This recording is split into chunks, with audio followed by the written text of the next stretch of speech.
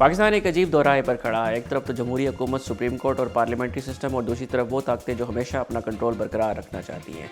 सवाल ये है कि क्या पाकिस्तान फिर से एक ऐसे फेज़ में जाने वाला है जहां जमहूरियत सिर्फ एक नारा रह जाएगी। हर बार मुल्क जब एक डायरेक्शन में बढ़ने लगता है तो कोई ना कोई एक ऐसी पावर मूव होती है जो सिस्टम को हिला के रख देती है।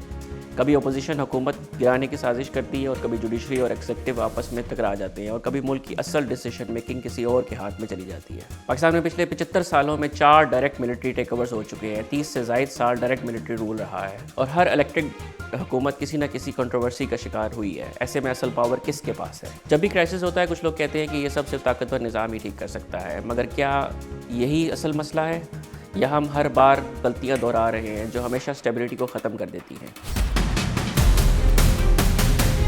पाकिस्तान का जमहूरी सफ़र कभी सीधा नहीं रहा। 1950 से आज तक हर इलेक्टेड हुकूमत किसी न किसी की वजह से या तो डिसॉल्व कर दी गई या उसको कमज़ोर बना दिया गया। सवाल यह है कि क्या सिर्फ जमहूरी हुकूमत ही जिम्मेदार है या वो हिडन फोर्सेस जो हमेशा अपना कंट्रोल रखना चाहती हैं? अगर डाटा को देखा जाए तो पाकिस्तान में हर 10 सालों के अंदर एक मेजर क्राइसिस ज़रूर आता है। कभी एक इलेक्टेड PM को निकाल दिया जाता है, तो कभी जुडिशरी और इस्टेब्लिशमेंट एक दूसरे के सामने आ जाती हैं, और कभी इस्टेब्लिशमेंट अपनी ही पावर के लिए फ़ाइट कर रही होती है। ये सब कुछ मुल्क को इंस्टेबिलिटी की तरफ ले जा रहा है। रिपोर्ट के मुताबिक पाकिस्तान की GDP ग्रोथ जो 2018 में 5.8% थी, वो 2023 तक सिर्फ 0.3% रह गई है। इसकी सबसे बड़ी वजह पॉलिटिकल और इंस्टीट्यूशनल क्राइसिस हैं, लेकिन इसका क्या हल है? पाकिस्तान का सिस्टम टेक्निकली तो पार्लियामेंट्री डेमोक्रेसी है, मगर असल में कौन पावरफुल है, जुडिशरी, पार्लियामेंट या कोई और? यूसुफ रज़ा गिलानी का केस ले लें। उन्होंने 1 महीना पहले सेनेटर एजाज चौधरी के प्रोडक्शन ऑर्डर्स इशू किए, मगर अब तक उन पर अमल दरामद नहीं हुआ। ये सिर्फ एक रूटीन डिले है या इससे कुछ और मतलब भी है? अगर एक सेनेट चेयरमैन का डिसीजन भी किसी और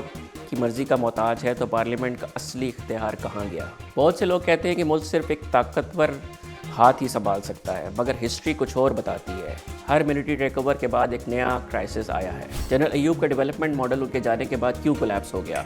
जनरल मुशर्रफ की लैटिन मॉडरेशन उनके जाने के बाद क्यों ख़त्म हो गई? ये सिर्फ एक टेम्प्रेरी इल्यूजन होता है। पाकिस्तान का मसला एक स्ट्रॉन्ग और अकाउंटेबल सिस्टम का है। अगर इंस्टीट्यूशन को इंडिपेंडेंट बनाया जाए और हर किसी को अपनी कॉन्स्टिट्यूशनल लिमिट्स का पता हो तो स्टेबिलिटी वाकई आ सकती है। पाकिस्तान को स्टेबिलिटी चाहिए, मगर स्टेबिलिटी सिर्फ तब आएगी जब सब अपनी लिमिट्स में काम करेंगे। जुडिशरी को सिर्फ लीगल मैटर्स देखने चाहिए, पार्लियामेंट को पॉलिसी मेकिंग का हक मिलना चाहिए, और इंस्टीट्यूशंस को पॉलिटिकल अफेयर्स में इंटरफेयर नहीं करना चाहिए। अगर पाकिस्तान को आगे बढ़ना है तो जुडिशरी इंडिपेंडेंट होनी चाहिए, पार्लियामेंट को फुल पावर्स मिलने चाहिए, और स्टेट इंस्टीट्यूशंस को सिर्फ अपनी बाउंड्रीज़ में रहकर काम करना चाहिए। ये कोई आइडियलिस्टिक ड्रीम नहीं, ये हर सक्सेसफुल डेमोक्रेसी का मॉडल है। जमहूरियत सिर्फ एक इलेक्शन का नाम नहीं, ये एक सिस्टम है जो टाइम के साथ इवॉल्व होता है, और अगर इसको टाइम और स्पेस दिया जाए तो पाकिस्तान भी उसी लिस्ट में शामिल हो सकता है जहाँ स्ट्रॉन्ग इकॉनमीज़ और स्टेबल पॉलिटिकल सिस्टम मौजूद है। पाकिस्तान का फ्यूचर सिर्फ एक मजबूत और सेल्फ सस्टेनिंग जमहूरी सिस्टम के साथ सिक्योर हो सकता है। अगर हम अपनी गलतियों से नहीं सीखेंगे तो क्या हम दोबारा वही गलतियां दोहराएंगे? पाकिस्तान का मुस्तकबिल सिर्फ तभी मजबूत हो सकता है जब जमहूरी निज़ाम को मौका दिया जाए, लेकिन सवाल ये कि क्या हम इस मौके को समझने को तैयार हैं?